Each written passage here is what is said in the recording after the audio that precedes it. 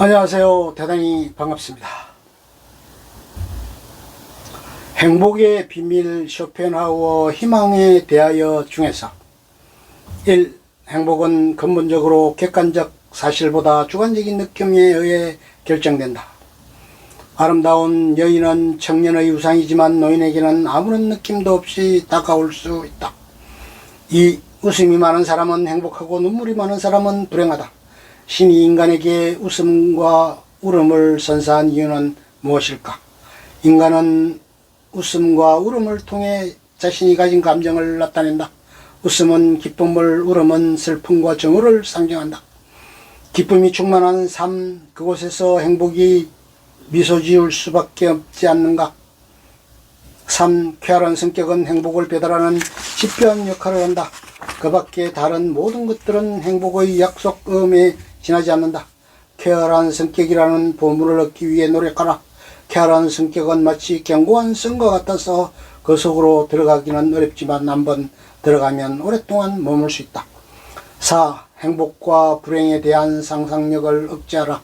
행복과 불행에 대한 생각은 한번 시작하면 좀처럼 걷잡을 수 없게 된다.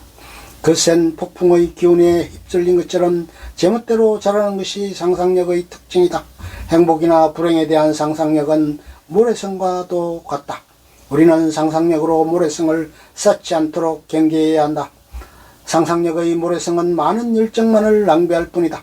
상상력으로 세운 건물은 단 한 번의 한숨으로 무너져 내릴 만큼 허망하다. 그러나 무엇보다도 주의해야 하는 것은 불행을 상상하면서 걱정하는 일이다. 바로 눈앞에 불행이 닥치기 전에는 미리 걱정하지 않는 것, 그것이 지혜로운 자의 행동이다. 5. 행복을 자신의 외부에서 발견하려고 하는 사람은 어리석다. 나의 위의 것에서 행복을 얻으려고 한다면 오히려 불행만 초래할 뿐이다. 불행에 대해 두려움을 품고 있다면 당신은 이미 불행하다. 불행한 사람은 영원히 불행을 두려워하는 사람이다. 행복과 불행은 자신의 마음을 어떻게 움직이는가에 달려있다. 우리의 생활은 동요와 불안 그리고 노력의 연속이다. 성공과 실패가 서로 교차하는 것은 우리의 삶이다. 6. 어느 누구도 다른 사람을 구원할 수 없다. 우리의 행복과 불행은 전적으로 마음에 달려있다. 마음의 움직임에 따라 행복과 불행은 서로 자리를 바꾼다. 우리의 인생은 수많은 조력과 고통의 연속이다. 그러므로 어떤 일에 성공했다고 해서 자만하거나 실패로 좌절할 필요는 없다. 성공과 실패는 행복과 불행처럼 번갈아가면서 우리를 찾아오기 때문이다. 성공이나 실패는 영원한 것이 아니다. 7. 지적인 생활은 우리에게 행복을 선물한다.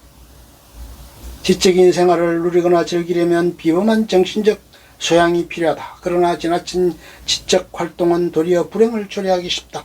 지나친 지적 활동은 일상생활의 혼돈과 소란을 감당하기 어렵게 만들기 때문이다. 지적인 풍요로움과 현실의 활동의 균형을 유지하는 것, 그것이 행복의 비결이지만 그 균형을 유지하는 것은 결코 쉬운 일이 아니다. 8. 시야가 좁을수록 행동의 범위가 작을수록 우리는 더욱 편안하게 행복을 느낀다. 시야와 행동의 범위가 넓어지면 넓어질수록 그만큼 걱정과 욕망이 증가하기 때문에 만족을 쉽게 얻지 못한다. 가난한 사람은 우리가 생각하는 것만큼 불행하지 않다. 인생의 노년기가 청년기에 비해 비극적인 것도 이러한 이유 때문이다.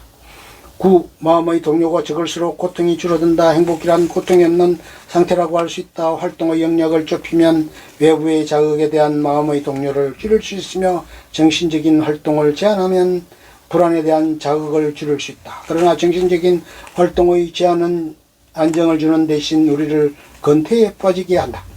10. 아름다운 풍경을 보면서 특별한 쾌감을 느끼는 것은 단조로움이 행복의 요건이라는 사실을 드러내는 증거이다.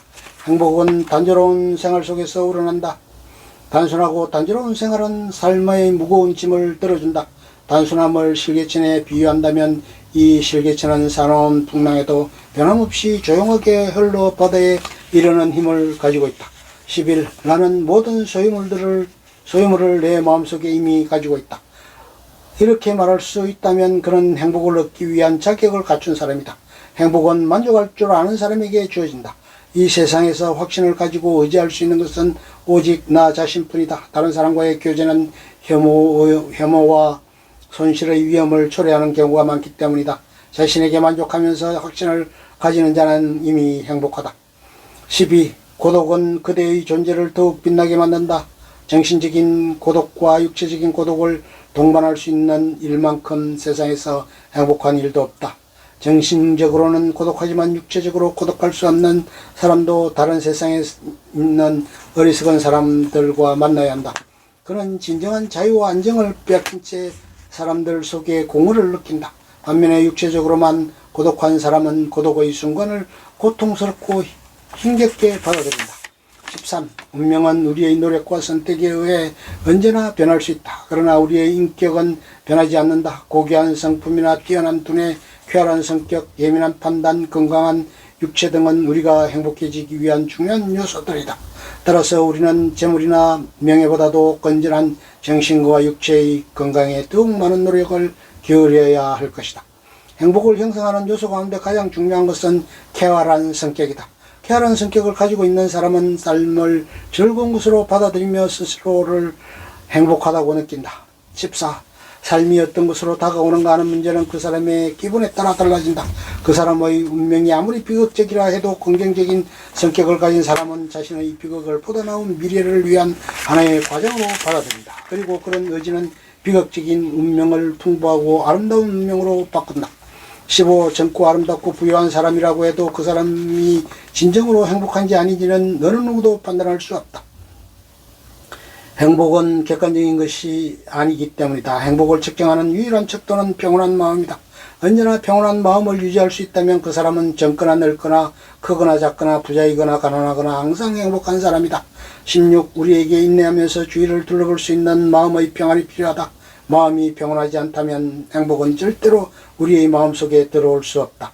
모든 미래는 불확실하다. 그러므로 불행이 다가오기도 전에 걱정부터 하는 것은 어리석은 일이다. 우리가 느끼는 미래에 대한 불안과 걱정으로 현재의 일을 주저하거나 포기할 필요는 없다. 미래의 불행은 불확실한 것이지만 현재의 행복은 확실한 것이기 때문이다. 평온한 마음은 현재 나를 행복하게 만든다. 미래의 불행 때문에 현재의 행복을 포기하는 것은 어리석은 일이다.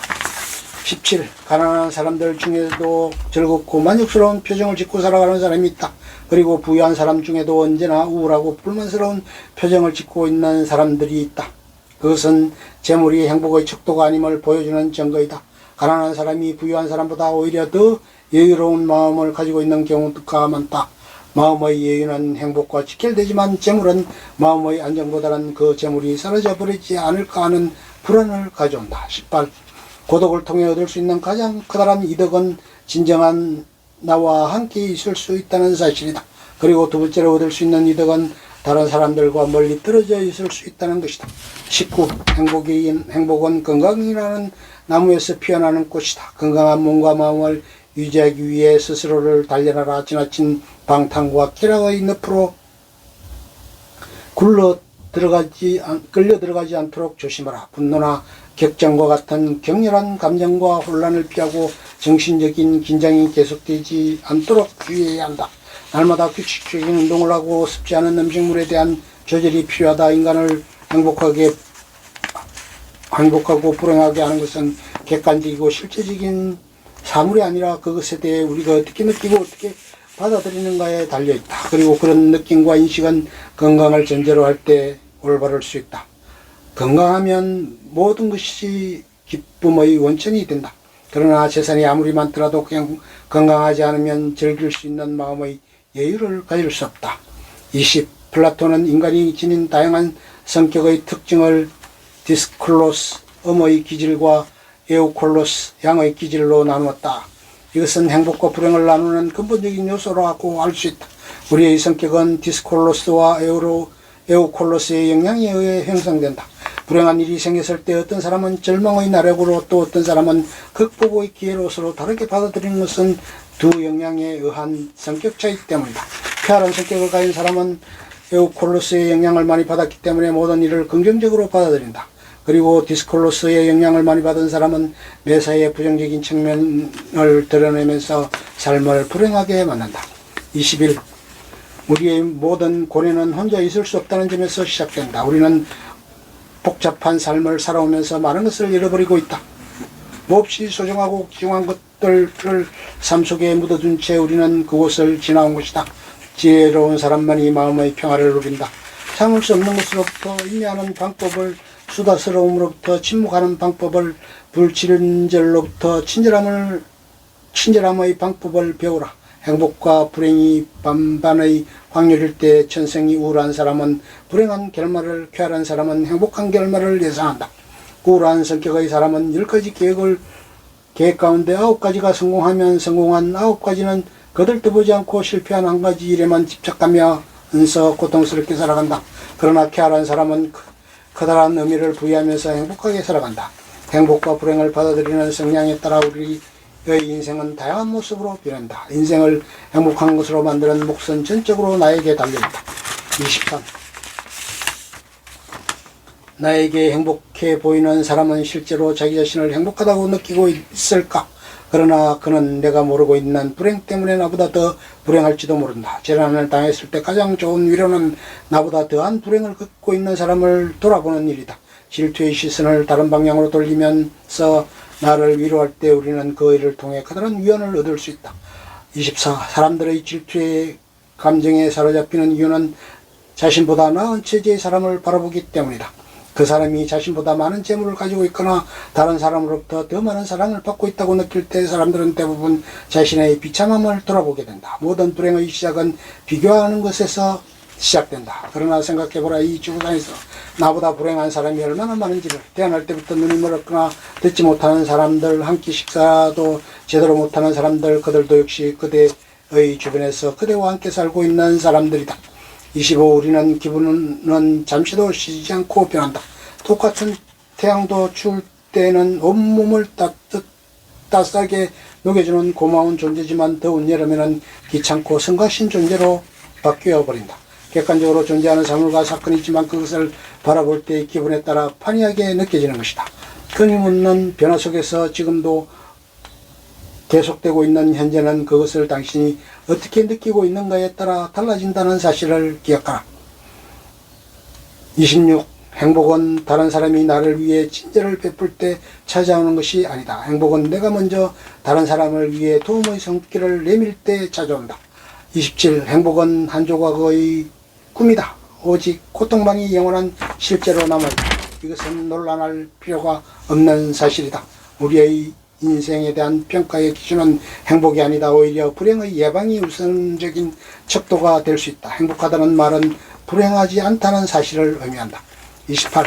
우리의 인생은 행복을 누리기 위해 있는 것이 아니라 고통을 인내하기 위해 마련된 것이다. 인생의 끝자락에서 우리에게 위안을 주는 것은 삶의 고역을 참아왔다는 사실이다.